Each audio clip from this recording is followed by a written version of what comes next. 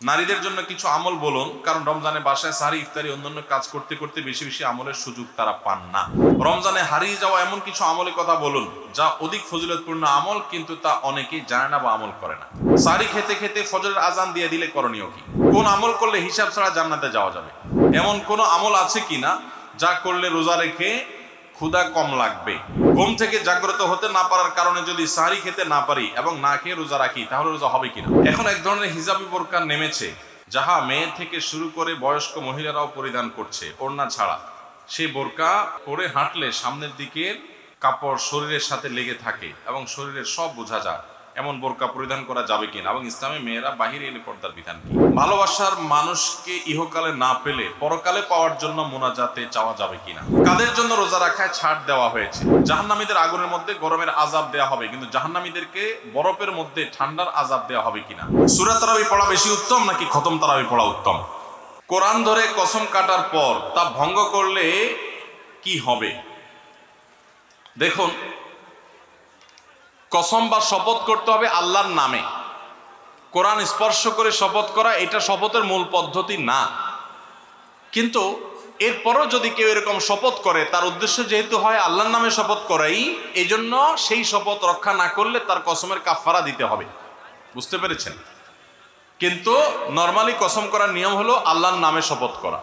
নবী করিম সাল্লাল্লাহু আলাইহি ওয়াসাল্লাম বলেছেন, মান আরাদা আন ইয়াহলিফা ফালইয়াহলিফ বিল্লাহি আও লিয়াসমুত। যে ব্যক্তি শপথ করতে চায়, কসম করতে চায়, সে আল্লাহর নামে করবে, আর নাহলে চুপ থাকবে। দুইটার একটা। এরপরে প্রশ্ন হলো, আমার স্বামী 10-12 বছর ধরে পরকীয়ার সাথে জড়িত, তাকে কোনোভাবে ফেরানো যাচ্ছে না, এখন আমার কি করা উচিত? আমার 4 সন্তানও আছে। কোন নারীর স্বামী যদি আল্লাহ না করুক এরকম কোন গুনাহে লিপ্ত থাকে, এতটা অমানুষ হয় এবং পরকীয়া লিপ্ত হয়, তাহলে সেই স্বামীকে সংশোধন করার সকল চেষ্টা করে যদি ব্যর্থ হয়ে যান, তাহলে এই ভদ্র মহিলা এখন চাইলে, যদি তার কোনো উপায় না থাকে, তার জন্য কঠিন হয় এর সংসার ছাড়া বিকল্প চিন্তা করা, তাহলে তিনি এর সংসার করলে করতে পারেন, জায়েজ আছে। তার পাপের কারণে সে পাপিষ্ট হবে, এই মহিলার বিবাহের সম্পর্ক ভাঙবে না তার পাপাচার লিপ্ত থাকার কারণে। কিন্তু যদি তার ন্যূনতম কোনো সুযোগ থাকে এবং এই নরাধম, এই পাপিষ্ঠকে কোনোভাবে যদি সংশোধন করা না যায়, তাহলে তিনি বিকল্প পথ খোঁজা, অর্থাৎ তার কাছ থেকে ডিভোর্স নিয়ে একজন ভালো স্বামীর সন্ধান করা, এটা তার জন্য উত্তম। এই জন্য যে একজন ফাসিকের সংস্রব থেকে তিনি বেঁচে থাকলেন, তার সন্তানরা বেঁচে থাকলো। এটা হলো যদি সমস্ত রাস্তা বন্ধ হয় তখন। এই বিষয়গুলো প্রত্যেক নারী আলাদা আলাদা তার কেসকে স্টাডি করে, আলোচনা করে, বিজ্ঞ লোকদের সাথে পরামর্শ করে তারপর ডিসিশন নেবেন, কারণ সবার অবস্থা এখানে ভিন্ন ভিন্ন হয়। আপনি জোশের ছোট ডিসিশন নিয়ে এরপর দেখা গেল যে আপনি বিপদে পড়লেন, সেটা যেন না হয় সেদিকটা খেয়াল রাখতে হবে। আমরা 13 জন ফেনী পুলিশ কোয়ার্টার থেকে তাবলিগ জামাতে এসেছি, আপনার মাহফিলে আছি, আমাদের জন্য দোয়া করবেন। মাশাআল্লাহ, আল্লাহ রাব্বুল আলামিন আমাদের পুলিশ ভাইদেরকে ন্যায় নীতির উপরে টিকে থাকার তৌফিক দান করুন। আল্লাহ তাআলা তাদেরকে হক হালালি চলার তৌফিক দান করুন। মিথ্যা থেকে আল্লাহ বেঁচে থাকার তৌফিক দান করুন। দুর্নীতি থেকে বেঁচে থাকার তৌফিক দান করুন।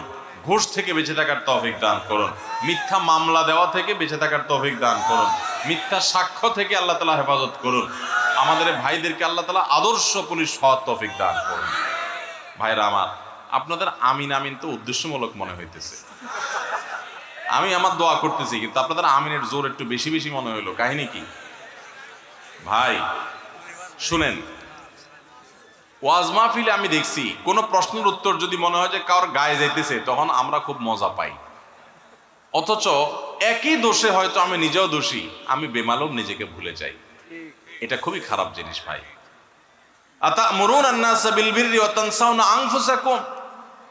তোমার একজন ভাইয়ের কোন একটা ভুলের কথা বলা হচ্ছে, তখন তুমি খুব খুশি, হ্যাঁ তার সংশোধন করা হচ্ছে, তাকে সাইজ করা হচ্ছে। এরকম অনেক সময় হয়, অনেক প্রশ্ন উত্তর দিলে। কিন্তু একই ভুল বা অন্য আরেকটা ভুল আপনার উপরে বলা হয়, তখন আপনার ভিতরে এই হিতাহিত জ্ঞান জাগ্রত হয় না, বা হিতাহিত আপনার মধ্যে কোনো বোধোদয় হয় না যে আমি এই ভুলটা সংশোধন করব। আপনার খুশি লাগে না যে আলহামদুলিল্লাহ আমি আজকে একটা ভুল ঠিক করতে পারলাম। এটা তো খুবই দুঃখজনক কথা যে আপনি আরেকজনের জন্য ঠিক ঠিক বলতেছেন, নিজের বেলা চুপ চুপ বলতেছেন। এটা তো হয় না। আমরা সবাই সবার ভুলগুলো কারেকশন করবো, ঠিক আছে তো ইনশাআল্লাহ ভাই? আমরা যারা ঠিক ঠিক বলছি, আমরা অনেকে অনেক গুনাহের সাথে জড়িত। আপনার পেশায় যারা আছে দেখবেন যে অনেকেই কাজ করছেন এরকম অন্যায়, আপনি নিজে অনেক অন্যায়ের সাথে জড়িত। আমরা আরেকজনের অন্যায়ের ব্যাপারে বলতে খুব বেশি মজা পাই। আল্লাহ আমাদের আত্মসংশোধনের তৌফিক দান করুন। হিন্দু ব্যক্তির কাছ থেকে রক্ত দেওয়াও নেওয়া যাবে কিনা। অমুসলিম যদি থাকে অন্য ধর্মাবলম্বী, তাহলে অন্য ধর্মাবলম্বীদেরকে রক্ত দিতেও পারবেন, তাদের বডির রক্ত নিতেও পারবেন, কোনো অসুবিধা নেই। অন্য ধর্মাবলম্বীদের রক্ত গ্রহণ করতেও সমস্যা নাই, আর তাদের কারো শরীরে রক্ত দরকার হয়েছে, অ্যাক্সিডেন্ট করেছে কোনো কারণে, তো আপনি আপনার ব্লাড তাদেরকে দিতেও পারবেন, এতে কোনো গুনাহ হবে না। অনেকে মনে করে অন্য ধর্মাবলম্বী মানুষের রক্ত নিজের শরীরে মুসলমান গ্রহণ করতে পারে না, ব্যাপারটা সেরকম না। আমার প্রশ্ন, যদি কোনো নারী পরকীয়ার জন্য তার স্বামীকে ভুয়া তালাকনামা পাঠিয়ে দেয় এবং সে যদি তার অবৈধ সম্পর্ক করে, সেখানে সে যদি ঘর সংসার করে, বাচ্চা জন্ম দেয়, তাহলে তার আগের স্বামীর করণীয় কি? মহিলা যদি তাকে রেখে অন্য আরেক পুরুষের সাথে ঘর বাঁধে, তাহলে পুরুষ কি করবে? পুরুষ একই সঙ্গে একই মজলিসে সম্ভব হলে 3টা বিয়ে করবে। বুঝেন নাই কথা? যে মহিলা তাকে ফেলায় রেখে আরেকজনের কাছে যেতে পারছে, সে তো বেটাগিরি জাহির করা উচিত যে আমি আরো 3 জনের কাছে যেতে পারি, তুমি একজনের কাছে যেতে পারো মাত্র। বুঝেন নাই? অনেকেই আছে আমাদের দেশে যে বিবাহ বহির্ভূত অবৈধ সম্পর্ক, এটা তো এখন ডালবাত হয়ে গেছে, মানুষ এটাকে দোষের মনে করে না, খুব ডেঞ্জারাস একটা জিনিস। তো কারোর সাথে অবৈধ রিলেশন হয়েছে, তার বিয়ে হয়ে গেছে, এখন সে বলে বাকি জীবন আমি আর কাউকে বিয়ে করব না। ভাই, কেন বিয়ে করবেন না? বলে না, অমুককে ভালোবাসছিলাম, এখন সে তো আরেক জায়গা বিয়ে বসে গেছে, যেহেতু সে বেইমানিই করলো, আমি আর বিয়েই করব না।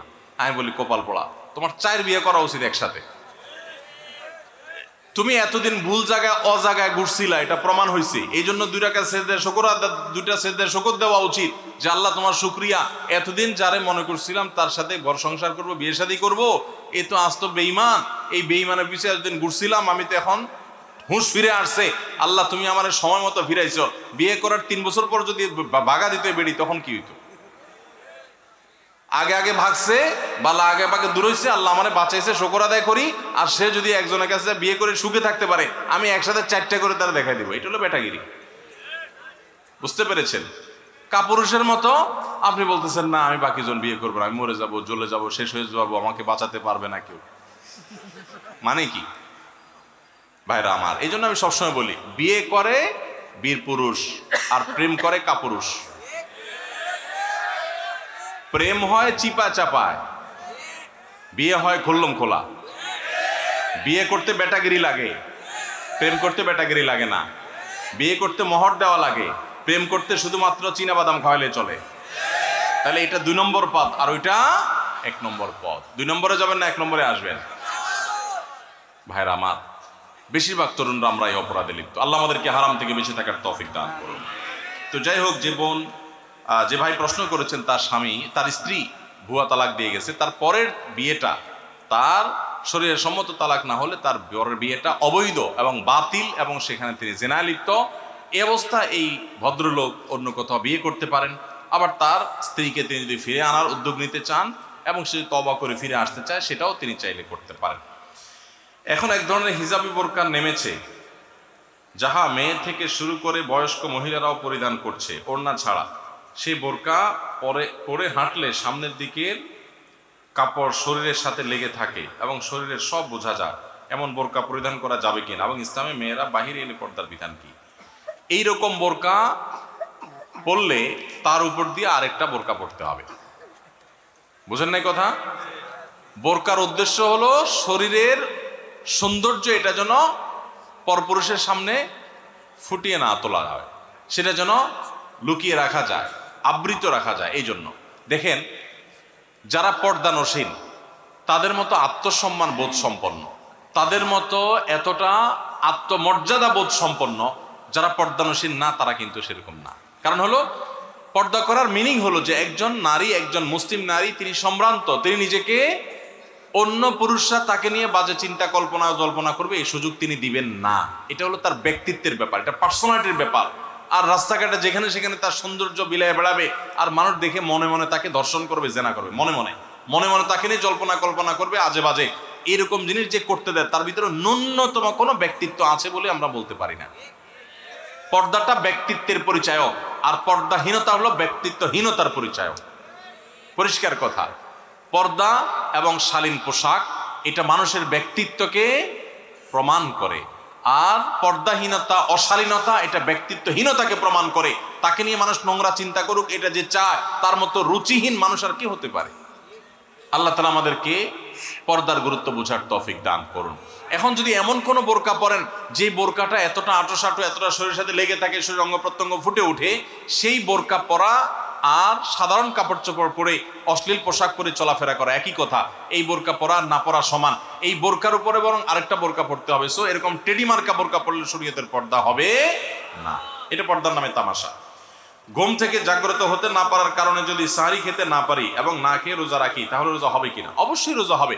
ঘুম থেকে আপনি উঠতে দেরি হয়েছে, সাহরি খেতে পারেন নাই, বরং আপনার ওই দিন আরো বড় চ্যালেঞ্জ নিতে হবে যে আজকে আমি লম্বা রোজা রাখবো। রাত্রে যে খেয়ে শুইছি, সাহরি খেতে উঠতে পারি নাই, আমি ইফতার পর্যন্ত রোজা রাখলে আমার রোজাটা সবচেয়ে দীর্ঘ রোজা হবে, কষ্ট সবচেয়ে বেশি হবে। আর হাদিসে আসছে ইন্না আযামাল জাযা মা আযামিল বালা, কষ্ট যত বেশি হবে আল্লাহ তাআলা আজর বা বিনিময় তত বেশি দিবেন। যে আমি বেশি সহিষ্ণু হলাম, বেশি ধৈর্যশীল হলাম, বেশি সংযম করলাম। সো ওই দিন আরো বেশি চ্যালেঞ্জ নিতে হবে ইনশাআল্লাহ তাআলা। বগুড়াতে ওষুধের এক মার্কেটের দ্বিতীয় তলায় স্যাম্পলের ওষুধ অল্প টাকা কিনতে পাওয়া যায়। যে ওষুধগুলোর পকেটে লেখা থাকে এটি বিক্রির জন্য নয়, এবং ওই একই ওষুধ যদি মার্কেটের নিচতলায় থেকে কিনে নেয় তাহলে বেশি টাকা দিয়ে কিনতে হয় স্যাম্পল ছাড়া। আমার প্রশ্ন হলো, এরকম স্যাম্পলের ওষুধ অল্প টাকা কেনা জায়েজ হবে কিনা? যেটা বিক্রির জন্য নয় সেটা স্যাম্পল হতে পারে, সরকারি ওষুধ হতে পারে, এইটা যদি আপনি কিনেন তাহলে গুনাহ হবে, কারণ আপনি চোরের সহযোগিতা করলেন। দাম কম হলেও সে ওষুধ কেনা যাবে না। স্যাম্পল যদি হয় যে কোম্পানি আমাকে স্যাম্পল দিয়েছে, আমি নিজে ব্যবহার না করে বিক্রি করেছি, এটা ভিন্ন কথা, এটা জায়েজ হতে পারে। কিন্তু ডাক্তারদের জন্য উৎকোচ হিসাবে এই জাতীয় ঔষধ অনেক সময় দেওয়া হয়। আর হলো স্যাম্পল, জাস্ট আইডিয়ার জন্য নতুন একটা মেডিসিন আসছে আমাদের কোম্পানির, দেখেন এক্সপেরিমেন্ট চালান, সেগুলোর জন্য তারা সেটা নিজেরা বিক্রি করতে পারে, রোগীকে দিতে পারে, এটা তাদের ব্যাপার। কিন্তু আপনার সরকারি ওষুধ বা এই জাতীয় বিক্রির জন্য না, সেরকম অনেক ওষুধ আছে যেগুলো আপনার কেনা বেচা হয় মার্কেটে অবৈধভাবে, সেগুলো কিনলে গুনাহ হবে এবং হারাম হবে। সূরা তারাবি পড়া বেশি উত্তম নাকি খতম তারাবি পড়া উত্তম? অবশ্যই যদি আপনি কোরআনে কারিমের খতম পড়তে পারেন সূরা তারাবির চাইতে সেটা উত্তম, এতে কোনো সন্দেহ নাই। সূরা তারাবিতে তো সামান্য ছোট ছোট আপনি কেরাত পড়বেন, আর খতম তারাবিতে বড় বড় কেরাত পড়বেন, তো কোরআন বেশি তেলাওয়াত করাটা তো অল্প তেলাওয়াত করার চাইতে বেশি উত্তম, সেটা তো বলাই বাহুল্য। এই জন্য অবশ্যই খতম তারাবি উত্তম। কিন্তু খতম তারাবি যদি তুফান মিল গতিতে হয়, 5G 6G গতিতে হয়, তাহলে সেই খতম তারাবি যদি হয়, যেই খতম তারাবিতে কি পড়েন হাবেশ সাহেবের শুধু ইয়া আলামুন আর তা আলামুন ছাড়া কিছু না বুঝেন, তাহলে ওই রকম খতম তারাবি পড়ার চাইতে সূরা তারাবি পড়া উত্তম। কথা কি বুঝতে পারছেন? যদি হাবেশ সাহেব মাঝখানে কি পড়ে কিছুই বুঝেন না, শেষে শুধু ইয়া আলামুন আর তা আলামুনের টান দেখে বুঝতে পারলেন যে এখন রুকুতে যাবে, তাহলে এই তারাবি পড়া আর না পড়াতে কোনো পার্থক্য নাই। অনেক জায়গাতে এরকম তারাবি পড়ে, ওই যে সোশ্যাল মিডিয়াতে কিছু কিছু ভিডিও পাওয়া যায়, হ্যাঁ, দেশের বাইরের, যে এমন গতিতে তারাবি পড়ে যে আপনি 3 আয়াত পড়তে না পড়তে তার 1 রাকাত শেষ। এগুলা তারাবির নামে তামাশা। শুধু খতম তারাবি কেন, অনেক সূরা তারাবিও এরকম আছে যে পড়ে সূরা তারাবি, সেটা আবার এরকম 5G গতিতে পড়ে। তারাবির নামে যে কত তামাশা চলে। কদিন আগে দেখলাম ফেসবুকে একটা পোস্টার, যে ব্যবসায়ীদের জন্য বিশেষ তারাবির প্যাকেজ। কি প্যাকেজ? 7 দিনে খতমের প্যাকেজ, 5 দিনে খতমের প্যাকেজ, আর একটা 3 দিনে খতমের প্যাকেজ। একটা রেজিস্ট্রেশন ফি 1400 টাকা, আর একটা রেজিস্ট্রেশন ফি বোধ হয় 2000 টাকা, আর একটা রেজিস্ট্রেশন ফি আর একটু কম টাকা। হ্যাঁ, রেজিস্ট্রেশন ফি দিয়া হাবেজ সাহেবরা চুক্তি করে তারাবি পড়ায়। কিয়ামতের আগে যে আরো কত কিছু হবে একমাত্র আল্লাহ তাআলাই ভালো জানেন। এগুলো সব তারাবির নামে কি ভাই? তামাশা, জায়েজ নাই ভাবে করা। কোনো ব্যক্তি সুস্থ এবং রক্তদানে উপযোগী হওয়ার পরও রক্তদান করে না, তাদের উদ্দেশ্যে ইসলামের আলোকে কিছু বলুন। ভাইরা আমার, ব্লাড ডোনেশন অত্যন্ত গুরুত্বপূর্ণ একটা ইবাদত, আমরা অনেকে জানি না। সওয়াবের উদ্দেশ্যে করলে আপনি আল্লাহর কাছ থেকে সওয়াবের আশা করলে আপনি সওয়াব পাবেন। জানলা একজন অসুস্থ ব্যক্তি, তার হয়তো রক্তের দরকার হবে, সুস্থ মানুষের তো রক্ত লাগে না, সো আমি আমার শরীর থেকে 1 ব্যাগ রক্ত দিলাম, প্রপারলি এটা নেওয়া হলো আমার শরীর থেকে এবং দেয়া হলো একজন রোগীকে, তাহলে একজন রোগীর সেবা করার, নিজের শরীরের রক্ত দেওয়ার সব আপনি পেয়ে গেলেন। কত বড় একটা ব্যাপার! একটা পয়সা খরচ করা ছাড়া আপনি একজন মানুষকে, এমনও হতে পারে এই 1 ব্যাগ রক্তের বিনিময়ে মাধ্যমে ওই লোকটা বেঁচে গেল বড় রোগ থেকে, বড় অসুস্থতা থেকে বা মৃত্যু থেকে, তাহলে বিরাট বড় সওয়াব। আপনি টাকা পয়সা দিয়ে যা করতে না পারবেন, অনেক সময় শুধু শরীরে রক্ত দিয়ে তার চেয়ে বেশি করতে পারবেন। এবং রক্ত দিলে মানুষের শরীরের জন্য ক্ষতি হয় তা কিন্তু না। তাহলে আমরা কেন এটা থেকে কার্পণ্য করব? ইনশাআল্লাহ আসুন্নাহ ফাউন্ডেশন থেকে অচিরেই আমরা একটা বৃহত্তর পরিসরে ব্লাড ব্যাংক করতে যাচ্ছি। সারা বাংলাদেশে থ্যালাসেমিয়ার রোগী সহ যত রক্তের প্রয়োজন আছে মানুষের, আমরা তো আশা করছি যে ইনশাআল্লাহ রক্তের সকল ক্রাইসিস আমরা এই ব্লাড ব্যাংকের মাধ্যমে দূর করব। এছাড়া যেই ব্লাড ব্যাংকের মাধ্যমে আপনার সুযোগ হয়, সুবিধা হয়, অবশ্যই আপনি নিয়মিত রক্তদান করবেন। এটা অনেক বড় সওয়াবের কাজ। অনেকে কার্পণ্য করি আমরা, এটা কার্পণ্য করা বোকামি ছাড়া কিছু না। শরীরের কোনোই ক্ষতি নাই, বিনা পয়সা আমি এত বড় সওয়াব পেতে পারি, একটা মানুষ উপকার করতে পারি, কেন করব না? আমরা অধিকাংশ মানুষ খুব বেশি আত্মকেন্দ্রিক, যে আমাদের ছাড়া কিছু চিন্তা করি না। অথচ আত্মকেন্দ্রিক মানুষ ভালো মুসলমান হতে পারে না। ভালোবাসার মানুষকে ইহকালে না পেলে পরকালে পাওয়ার জন্য মোনাজাতে চাওয়া যাবে কিনা? দেখুন, আমরা আমাদের সমাজের একটা বড় রোগ হলো আমরা অনেকে মনে করি যে আখেরাত, কবর, পরজগৎ, পরকাল এগুলো বোধহয় কোনো পিকনিক স্পট টাইপের কিছু।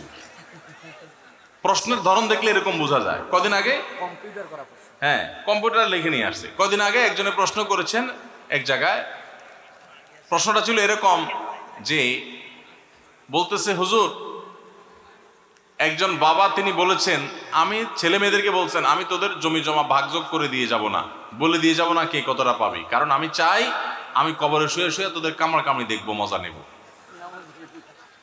তো আমি প্রশ্ন উত্তরে বললাম, যেই চাচা এই কথা বলছেন, যে বাপ এই কথা বলছেন, এই বাপও ঠিক এরকম, উনি মনে করছেন কবরটা বোধহয় কোনো রেস্তোরাঁ টাইপ কিছু মনে হয়, এটা বোধহয় খুব পিকনিক স্পট টাইপ কিছু, এটা মজা নেবেন তিনি, দোলের উপরে থাকবেন সেই চিন্তা নাই, উনি ওখানে বসে বসে মজা দেখার চিন্তা করতেছেন। তো ভাইরা আমার, এক নম্বর কথা হলো, যে প্রশ্ন করেছেন এগুলো হলো যৌবনের ভ্রম, একটা বিশেষ বয়সের পাগলামি। বয়স চলে গেলে এগুলো থাকে না, মানুষ সংশোধন হয়ে যায়। একটা বয়সে মনে হয় অমুককে ছাড়া বাঁচবো না, তমুককে ছাড়া শেষ হয়ে যাবো, হান করেঙ্গে তান করেঙ্গে, এগুলো সব একটা পাগলামি বয়সের থাকে। এই বয়সটা যখন চলে যাবে, পরিণত বয়স হবেন, তখন নিজের আফসুস হবে। এখন মনে যত পাগলামি হয় এগুলো একটা ডায়েরিতে লেখা রাখবেন, একটা ডায়েরি নেবেন, একটা কলম নেবেন, নিয়ে এগুলো শুধু লেখা রাখবেন, এবং এই ডায়েরি কাউকে দেখতে দিবেন না। যখন পরিণত বয়স হয়ে যাবে, 40 পার হয়ে যাবে, তখন এই ডায়েরি খুলে দেখবেন আর লজ্জায় লাল হয়ে যাবেন যে আমি এত পাগল ছাগল ছিলাম, এত বেকুব ছিলাম, আমি বুদ্ধিশুদ্ধি আমার মাথায় এত কম ছিল। এগুলো হলো বয়সের পাগলামি। যুবক ভাইয়েরা, এই বয়সের পাগলামিকে ওভারকাম করা, এটাকে কন্ট্রোল করতে পারা, এটাই তো ইমানদার যুবকের সার্থকতা, এটাই তো ইমানদার যুবকের চ্যালেঞ্জের জায়গা, যে আমি এটাকে ওভারকাম করতে পারবো। আমি ঢিলা যুবক হব না, যে যেখানে ভালো লাগা ওখানে কাইত হয়ে গেলাম, চিত হয়ে গেলাম, পড়ে গেলাম, মরে গেলাম, শেষ হয়ে গেলাম। এটা তো ঢিলা যুবকের কাজ। আর টাইট যুবকের কাজ, আত্মনিয়ন্ত্রণকারী যুবকের কাজ, আত্মশাসনকারী যুবকের কাজ, নিজের প্রতি নিজের কন্ট্রোলিং পাওয়ার আছে, সেই রকম মুসলিম যুবকের কাজ হলো যে ভালো লাগলে আমি সেখানে কাত হয়ে যাব না। এই যে রমজানের রোজা আমাদেরকে শিখায়, পিপাসা আছে, পানিও আছে, আমি পান করছি না, আমার লাগবে দেখি আমি সেটা করব না, কারণ আল্লাহ নিষেধ আছে, হারাম করেছেন আল্লাহ তাআলা, সো আমি সেদিক যাব না। তো এই জিনিসটা তো আমাকে শিখায় আত্মনিয়ন্ত্রণ করা। যে নিজেকে নিয়ন্ত্রণ করতে পারে না, যেখানে সেখানে এরকম কাঁধ হয়ে চিত হয়ে পড়ে যায় এবং ডাইরেক্ট হয়ে যায়, এই অসুস্থ যুবক। আর সুস্থ যুবক হলো সে যে নিজেকে নিয়ন্ত্রণ করতে পারে। এই জন্য আপনার কারোর সাথে রিলেশন হয়েছে, হারাম সম্পর্ক হয়েছে, আল্লাহর জন্য সেটা ত্যাগ করে আসবেন, সেটা তো করেনই নাই, উল্টা বরং চিন্তা করতেছেন দুনিয়াতে যখন পাইলাম না, আল্লাহ তাআলা আখিরাতে যেন পাই। আখিরাতে যায়া ফেরেশতাদের গুরুজের চোটে আপনি আপনার নিজের সরকার তেল দেওয়ার চিন্তাও পাবেন না, আবার দুনিয়ার তার কথা মনে করার কথা প্রশ্নই ওঠে না। আল্লাহ তাআলা আমাদেরকে বোঝার তৌফিক দান করুন। এরপর প্রশ্ন হলো, আমার স্বামী কথায় কথায় আমার গায়ে হাত তোলে, গ্রামের দিকে খবর আপনারা জানেন না। আমার প্রশ্ন হলো, রোজা রেখেও আমার স্বামী গায়ে হাত তোলে, তাহলে তার কি রোজা হবে? যদি স্ত্রীর প্রতি জুলুম করে, নির্যাতন করে, শারীরিকভাবে তাকে লাঞ্ছিত করে, তুচ্ছ করে, তাহলে সন্দেহাতীতভাবে সেই স্বামী অপরাধী, সেই স্বামী গুনাহগার।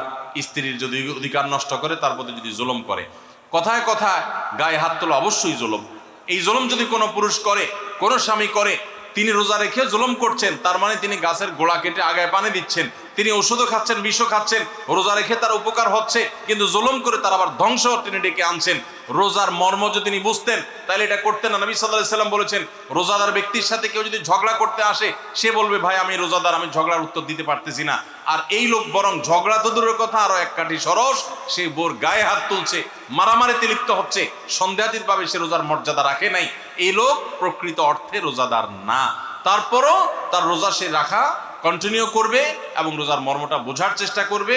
আল্লাহর কাছে তার হেদায়েতের জন্য আপনি দোয়া করবেন এবং সবর করবেন, অন্যদেরকে দিয়ে তাকে বোঝাবেন। আমরা অনেক পুরুষ আছি এখনো স্ত্রীদের প্রতি জুলুম করি। আজকাল অবশ্য কিছুটা পাল্টে গেছে পরিবেশ, অনেক মহিলা আছে তলে তলে পুরুষদেরকে নির্যাতন করে। এই ঠিক ঠিক আওয়াজটা সবসময় এই জায়গায় জোরে শুনি সব জায়গায় আমি। এর মানে হলো ঘরে ঘরে এটা চলতেছে। আপনারা সবাই কি এই এই এই এই এই সমস্যা পড়ছেন? সবাই যে পরিমাণ আওয়াজ হচ্ছে তাতে আসলে নারী অধিকার নিয়ে বহুত কিছু হয়েছে আমার দেশে, নতুন করে পুরুষ অধিকার নিয়ে ভাবতে হবে বোধহয় আমাদেরকে। অনেক মহিলা আছেন যারা পর্দা করেন, নামাজ পড়েন, আসলেও ভালো মানুষ অনেক দিক থেকে, কিন্তু স্বামীর সাথে চরম বেয়াদবি করেন। মুখোমুখি তর্ক ছাড়া কোনো কথা নাই, বেয়াদবি ছাড়া কোনো কথা নাই।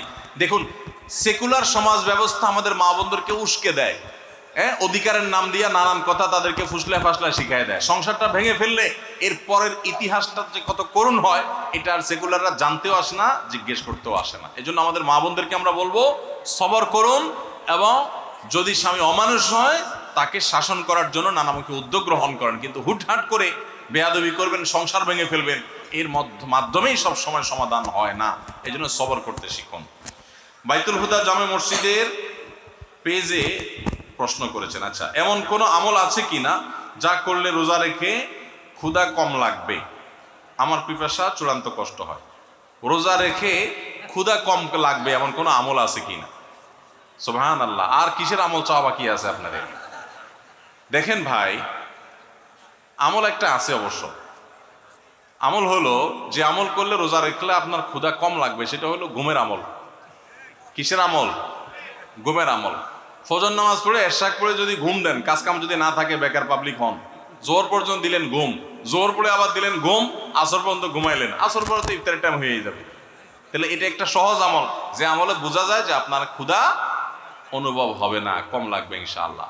এখন যদি এত পেট পাগল হন যে হুজুর ক্ষুধার চড়ে তো ঘুমিয়ে আসবে না, তাহলে আর কোনো ওষুধ নাই। ভাইরা আমার, আমরা চাই কি জানেন?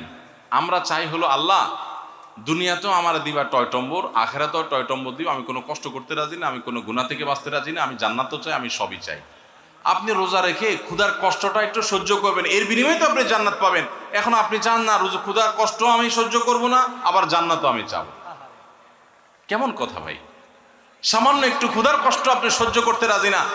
এই রমাদানে ফিলিস্তিনের মানুষগুলো ইফতার করার মতো খেজুর তাদের কাছে নাই। খেজুর তো দূরের কথা, ইফতার তো দূরের কথা, সাহারিতে একটু সামান্য পানি খাবে শান্তিপূর্ণভাবে, সেই ব্যবস্থাটুকু তাদের ধ্বংস করে ফেলা হয়েছে।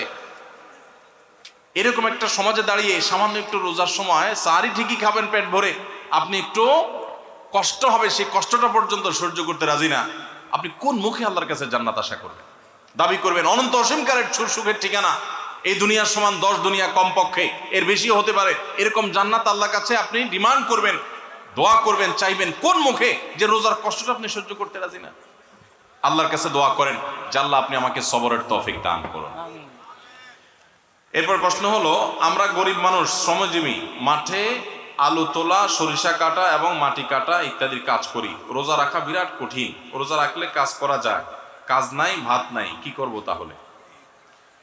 ভাইরা আমার, এই প্রশ্ন আমাদের যখন আসে শ্রমজীবী ভাইদের কাছ থেকে, তখন আমরা প্রথমেই তাদের প্রতি সমবেদনা জানানোর চেষ্টা করি যে আমরা এমন একটা সমাজে বাস করছি যে সমাজে আমাদের শ্রমজীবী ভাইদের জন্য আসলে ভালো কোনো ব্যবস্থা নেই। অনেকেই এমন আছেন যে দিন আনেন দিন খান, কাজ না করলে তার পেটে ভাত নেই। এই ভাইদেরকে আমরা বলবো, আপনার এমন হার্ড পরিশ্রম করতে হয় যে রোজা রেখে সেটা করা সম্ভব নয়। এই অজুহাতে আপনার রোজা না রাখার সুযোগ নাই। আপনি এখন বলবেন, হুজুর তাহলে কি মরে যাব? না, মরেও যাবেন না। আপনার জন্য বহু বিকল্প আছে। কি কি বিকল্প আছে?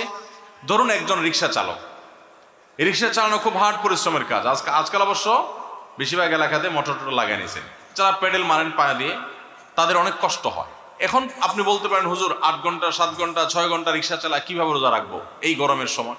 আমি বলবো ভাই, আপনার যে অনেকগুলো অপশন আছে তার ভিতরে একটা অপশন হলো, আপনি যদি ইচ্ছা করেন যে রমজান মাসে আমি রিক্সা চালাবো খুব অল্প সময়, যে জমার টাকা তুলে কোনো রকম আমার ডাল ভাত কেনার কোনো রকম ব্যবস্থা হবে, মানে কোনো রকম বেঁচে থাকার ব্যবস্থাটা হবে, যেহেতু আমার রোজা রাখা লাগবে এই জন্য আমি ডিউটি একটু কমায় করব, 6 ঘন্টা জায়গা 3 ঘন্টা করব, এবং দিনে ডিউটি করলে প্যাসেঞ্জার একটু বেশি থাকে, আমি একটু রাতে বেশি ডিউটি করব, প্যাসেঞ্জার একটু কম থাকবে, তারপরেও আমার রোজাটা রাখা হবে।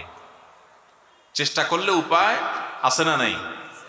আপনি যদি আগে থেকে 4 মাস আগে থেকে প্ল্যান করেন, যেহেতু সামনে রমজান মাস আসতেছে, রমজান মাসে হার্ড পরিশ্রম আমি করতে পারি না, করতে গেলে রোজা রাখা হয় না, রোজা রাখা এদিকে ফরজ, আমার আল্লাহর কাছে যেতে হবে, সেজন্য আমি 4 মাস আগে থেকে যদি একটু একটু করে টাকা জমা করে রাখি রোজার মাসে, যাতে আমি বসে বসে খেতে পারি বা কম পরিশ্রম করে সংসার চালাতে পারি, তাহলে সেই সুযোগ আছে না নাই?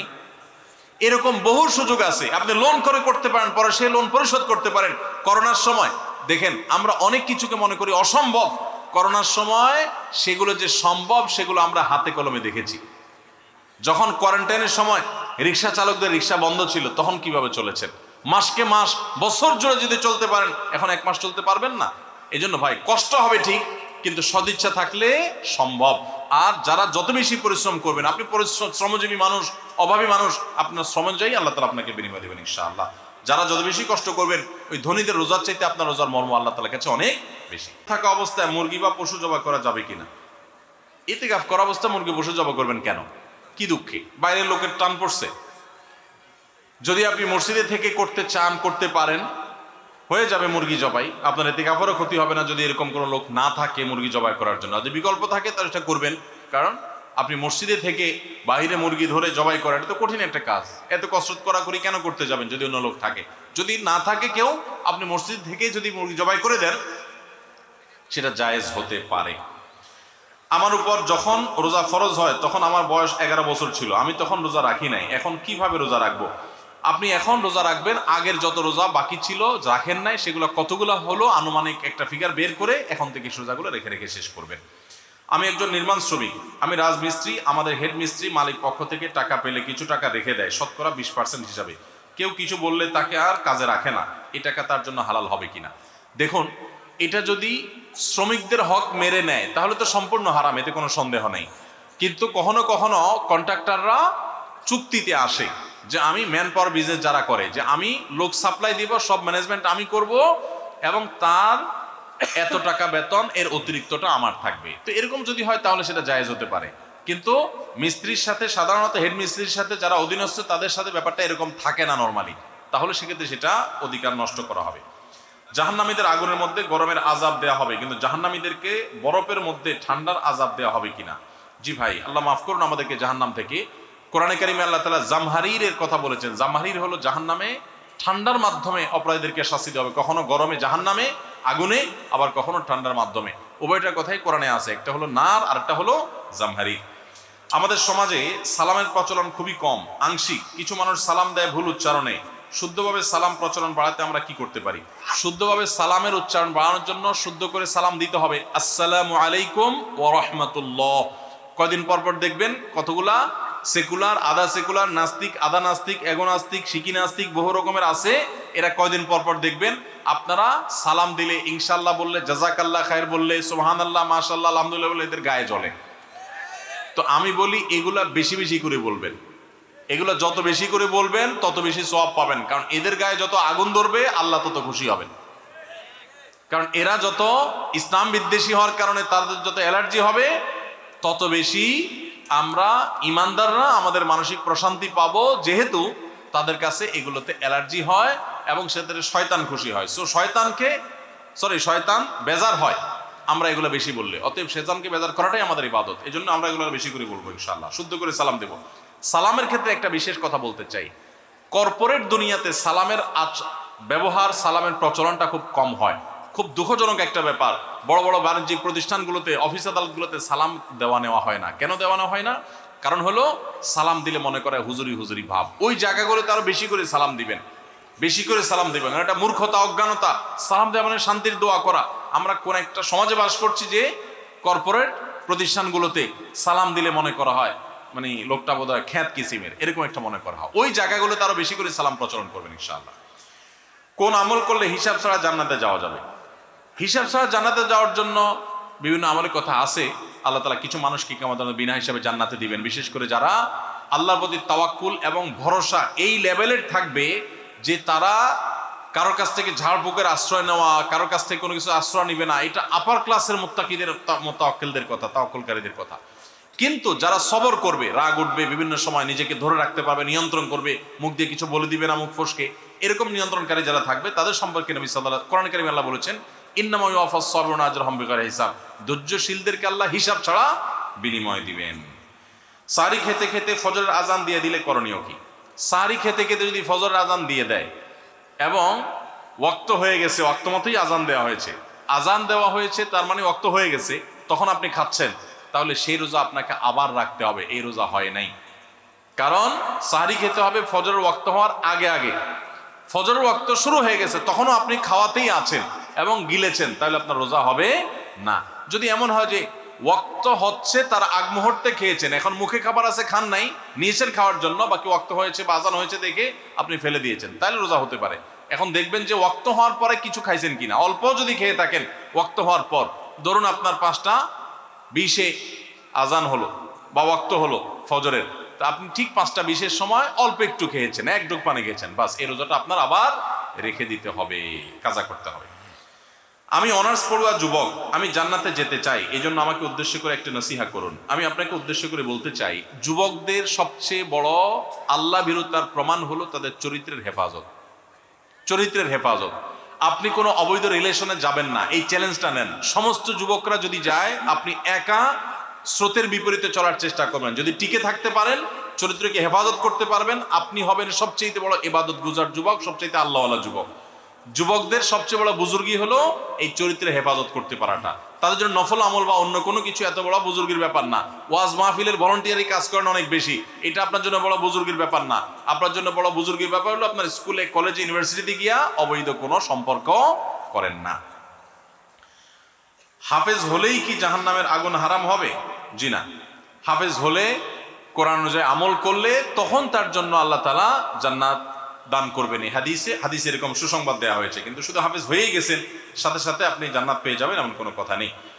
রমজানে হারিয়ে যাওয়া এমন কিছু আমলের কথা বলুন যা অধিক ফজিলতপূর্ণ আমল, কিন্তু তা অনেকেই জানে না বা আমল করে না। 4টি আমলের কথা বলতে পারি।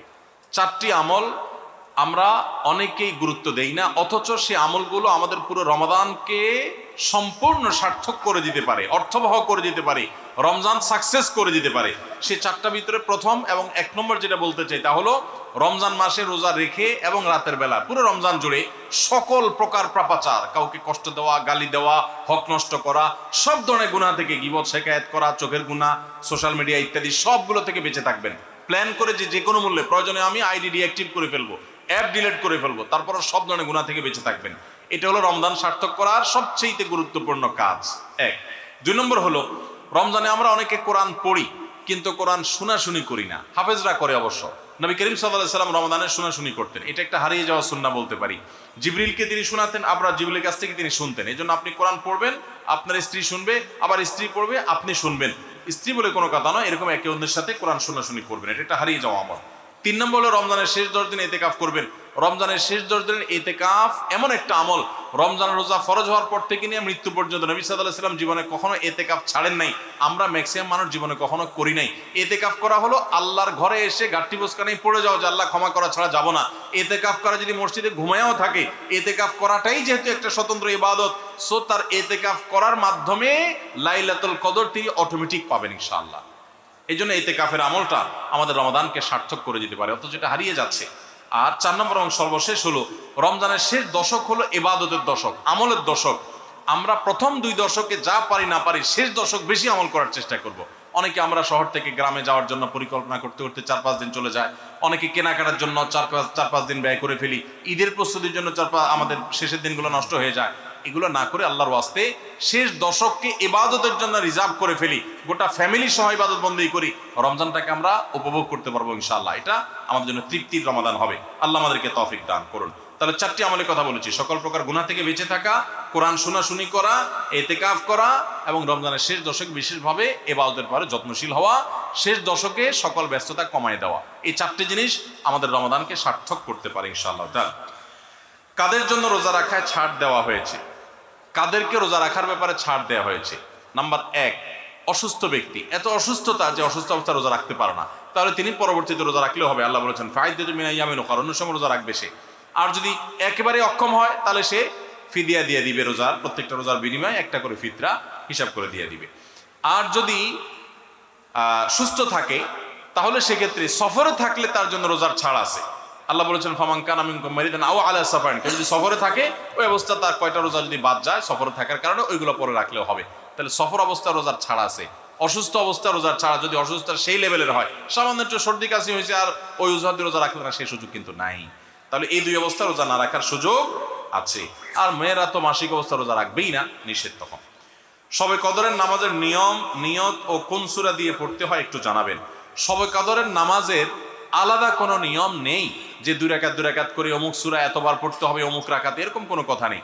লাইলাতুল কদর বা শবে কদর হিসেবে রমজানের শেষ দশকে সবগুলো রাতে না পারলে বিজোড় রাতগুলোতে 21, 23, 25, 27, 29 এই রাতগুলোতে বিশেষভাবে ইবাদত বন্দেগী বেশি বেশি করবেন। 2 রাকাত করে যত পারেন নামাজ পড়বেন, আস্তে আস্তে পড়বেন, ধীরে ধীরে পড়বেন, লম্বা লম্বা কেরাত সিজদা খুব ভালোভাবে করার চেষ্টা করবেন। যে কোনো সূরা দিয়ে পড়তে পারেন। সূরা যদি 1 রাকাতে কয়েকটা পড়েন বা একই সূরা বারবার পড়েন সেটাও করতে পারেন, কিন্তু নির্দিষ্ট কোনো সূরা পড়তে হবে নির্দিষ্ট কোনো নিয়ম নেই।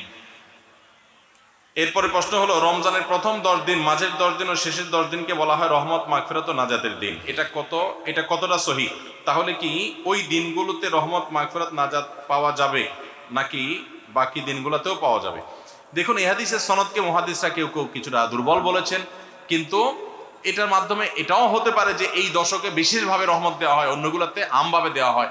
এর মানে এই না যে অন্য দিনগুলোতে রহমত দেওয়া হয় না। শেষ প্রশ্ন, নারীদের জন্য কিছু আমল বলুন, কারণ রমজানে বাসায় সাহারি, ইফতারি, অন্যান্য কাজ করতে করতে বেশি বেশি আমলের সুযোগ তারা পান না।